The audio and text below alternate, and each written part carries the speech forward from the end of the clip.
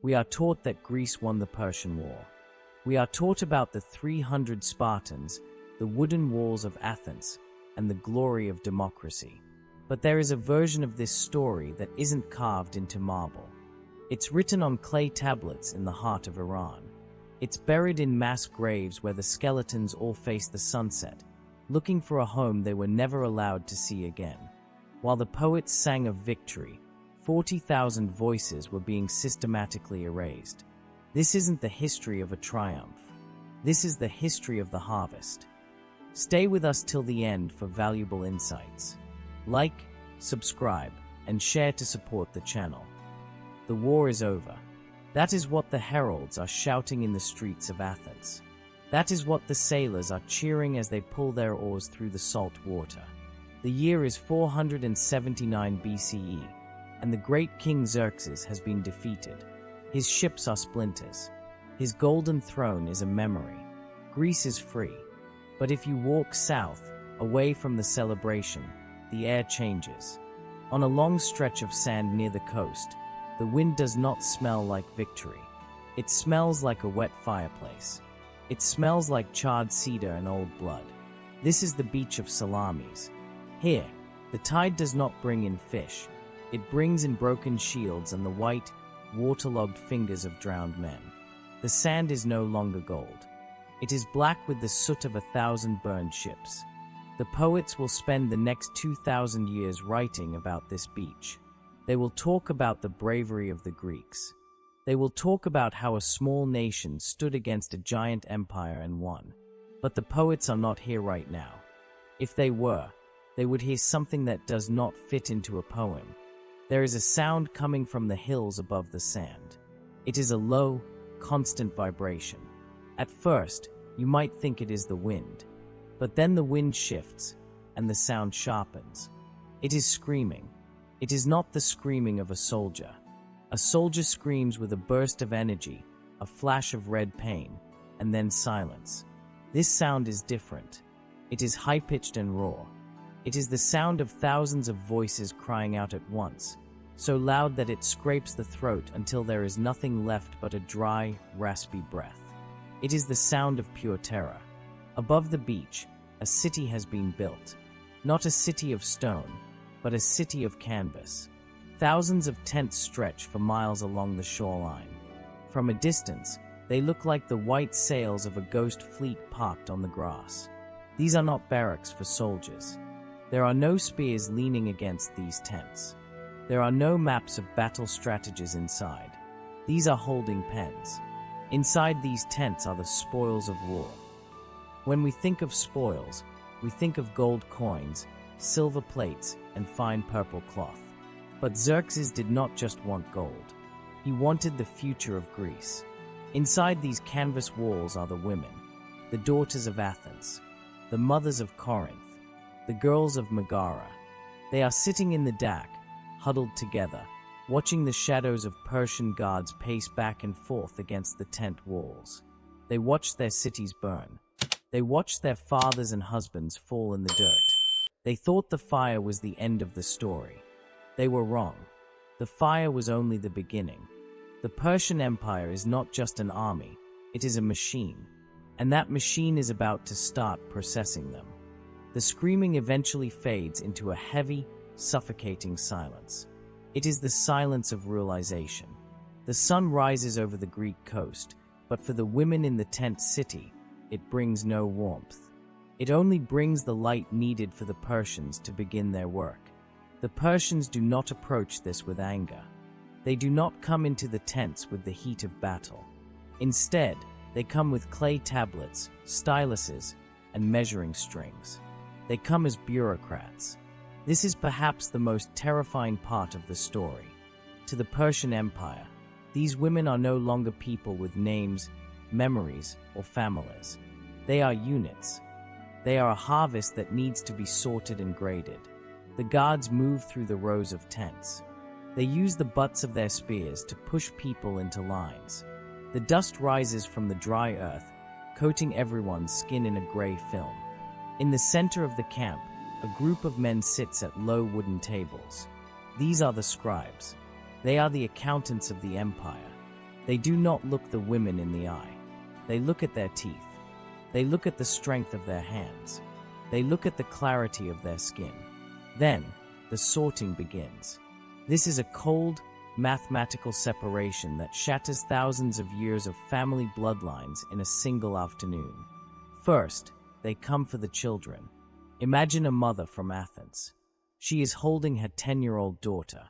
She has protected this child through the siege of the Acropolis. She has hidden her in dry wells while the city burned. She has whispered to her that the Greek navy would save them. Now, a Persian official reaches out. He does not use violence at first. He simply points. The guards pull the girl away. Girls under the age of 12 are placed into a specific group. The Persians have a very long-term plan for them. They don't want to kill these girls. They want to remake them. In the eyes of the great king, a 10-year-old Greek girl is a blank slate. If she is taken now, she will forget the hymns of her mother. She will forget the names of the Greek gods. By the time she reaches adulthood in a Persian palace, she will speak Farsi. She will bow to the great king. She will be a Persian woman who simply happens to have Greek blood. This is the first step of cultural erasure. Next, they move to the older women. Those over the age of 30 are pushed into a different line. These women are seen as low-value inventory. The Persians believe these women are too old to be remolded. They remember too much. Their loyalty to Greece is too deep. Because they cannot be easily integrated, they are treated as tools. They are destined for the labor camps. The Persians have territories in Thrace and Phrygia, harsh, cold, mountainous regions where the work is brutal. These women will be sent to weave cloth for the army or to grind grain until their backs break. In the administrative records, their names aren't even recorded. They are simply marked as laborious. For them, the future is not a new life in a palace. It is a slow death in the mud of a foreign land. The camp is a map of heartbreak. On one side, the children cry for mothers they will never see again. On the other, the older women watch their daughters being led away, knowing they are powerless to stop it. Between them stand the Persian scribes, calmly scratching marks into wet clay, documenting the yield of the war. In the middle of this misery stands one man. He is not a common soldier. He wears a robe of fine wool and a belt of embossed leather. His name is Artabasos. We know his name because it appears in the histories of Herodotus and on the stone seals found in the ruins of ancient Persian palaces. He is a general, but today, he is not looking at maps of battlefields. He is looking at the harvest. In the Persian language, they had a word for this, beriftin. It translates to the taking of yield. To Artabasos, the women standing in the heat are no different from bags of grain or stacks of timber. He walks along the line of those who are left, the young women between the ages of 13 and 25. These are the most valuable units in the entire camp. A girl is pulled from the line. Let's call her Eleni. She is 16 years old. She is from Megara, a city that once stood proud and stubborn. Now, Eleni is covered in the dust of the road. Her dress is torn. Her eyes are wide with a terror so deep it has become a kind of trance. Artabasos walks around her. He does not see a human being with a soul. He sees a political asset. He checks her teeth to ensure she is healthy. He looks at her hands to see if they are soft, which would mean she comes from a noble family. Noble blood is more valuable. A noble girl knows how to carry herself. She can be trained to serve in the higher levels of the Persian court. If she is strong, she is sent to one ship. If she is beautiful, she is sent to another. Eleni's mother tries to run toward her. She screams her daughter's name, a sound that should break the heart of any man. But the Persian guards move with the efficiency of a machine. A soldier strikes the mother across the face with the side of a spear. She falls into the black sand. The soldier does not kill her. He doesn't have to. The Persians understand something very cruel. The mother must stay alive to watch her daughter be taken. They want the survivors to know that they own nothing, not even their own children. This is the mechanism of control. If you kill a person, they become a martyr. Their story ends. But if you take their child and force the parent to watch, you break the spirit of the entire nation. You show the Greeks that their gods are silent and their men are defeated. While Eleni is led away toward the dark hulls of the transport ships, a scribe sits nearby at a low table. The sun is hot, and the clay in his hands is drying quickly. He uses a sharp reed to carve symbols into the tablet. He records the condition of the girls. In the 1930s, archaeologists found tablets just like these. They expected to find stories of heroes. Instead, they found lists. One list read, "Delivered to Susa, 120 Greek females, condition acceptable." Condition acceptable. Those two words carry more horror than any sword. It tells us that the Persian Empire did not see this as a crime. They saw it as a successful business transaction. The girls were inventory. They were being prepared for a journey across the world, to a place where their language did not exist and their names would be stripped away forever. The ships leave the coast of Greece, their hulls heavy with more than just cargo. Inside, the air is thick and stagnant. There is no singing. There is only the rhythmic creaking of the wood and the muffled sounds of weeping that never seem to stop. For many of these women, this is the last time they will ever smell the Aegean Sea. As the mountains of their homeland shrink into blue shadows on the horizon, the process of unmaking them begins in earnest. This journey is not just a physical movement from west to east. It is a psychological bridge. The Persians knew that if they brought a Greek woman directly into a palace, she might still fight. She might still pray to her own gods. She might still try to run. To prevent this, they utilized breaking camps along the coast of Asia Minor. When the ships dock in places like Sardis, the women are not given rest. They are moved into high-walled enclosures. Here, the re-education begins. The first thing taken is their clothes. The Greek tunics, the wool woven by their mothers, are burned. In their place, they are given Persian garments, heavier fabrics, different colors, styles that force them to move and walk in a new way. Then comes the language. In these camps, speaking Greek is often met with the denial of food. If you want to eat, you must learn the Persian word for bread. If you want water, you must ask for it in the tongue of your captors. It is a slow, starving pressure. Imagine the mental exhaustion of a 14-year-old girl who is terrified, hungry, and alone, being forced to repeat foreign words until her own language feels like a dream she had a long time ago. The Persians were masters of bureaucracy, and they applied this to human psychology. They rewarded those who integrated quickly. If a girl learned her prayers to the Persian god Ahura Mazda, she might be given a piece of fruit or a cleaner mat to sleep on. If she resisted, she was sent to the disciplinary units. Archaeologists in 1958 found a mass grave near Sardis that tells the story of those who could not, or would not, be broken. It contained the remains of over 300 women. When the scientists examined the bones, they didn't just find signs of violence.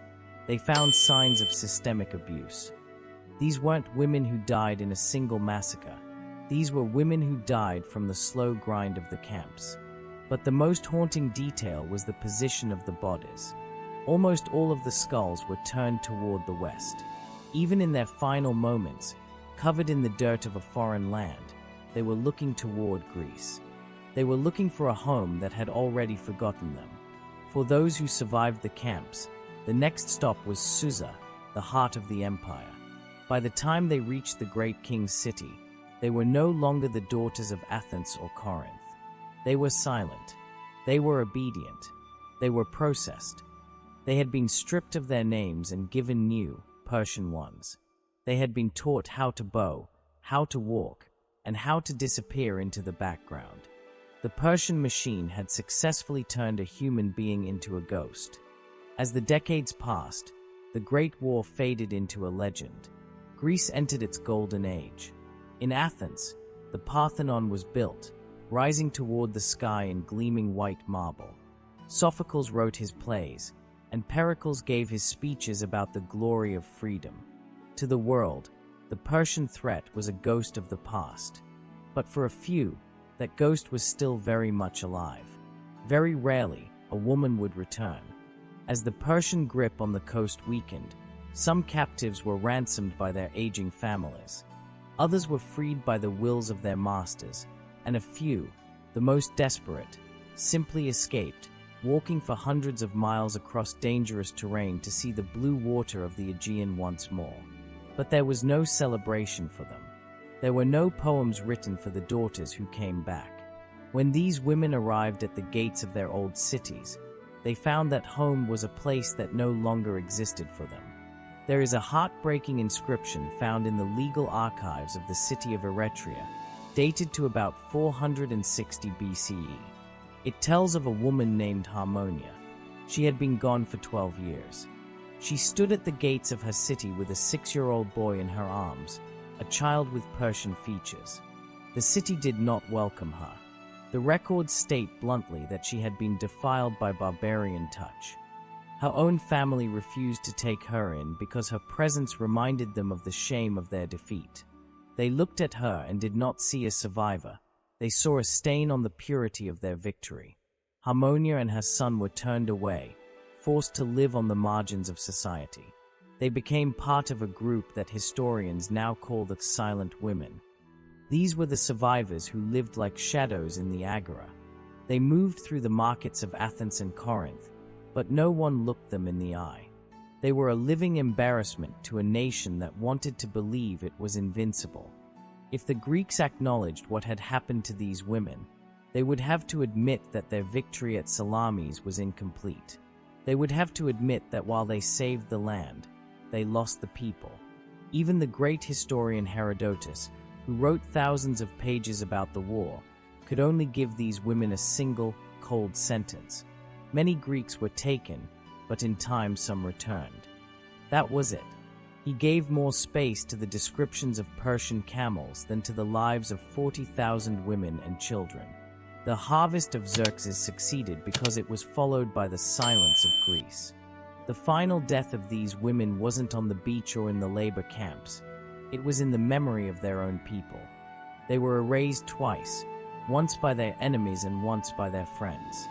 But the earth does not forget as easily as men do. 2,500 years later, we find the truth in the dirt. We find it in the grave near ancient Thebes, where a young woman was buried with nothing but a small clay tablet that read, "I am daughter of no one. I am mother of no one. I am the forgotten." We tell this story today not to celebrate a victory, but to honor a debt. We read the names on the Persian tablets and the inscriptions on the Greek stones to prove that the mechanism of erasure did not win. As long as we refuse to look away from the black sand of Salamis, as long as we listen for the screaming that the poets tried to drown out, these women are no longer silent. They are no longer inventory. They are human again. The history of the world is often written by the men who stood on the battlefields. But the truth of the world is found in the ruins left behind, in the lives of those who paid the price for the glory of others. Their testimony survives only if we are brave enough to remember it. If you enjoy dark, untold history, subscribe because we uncover what others won't.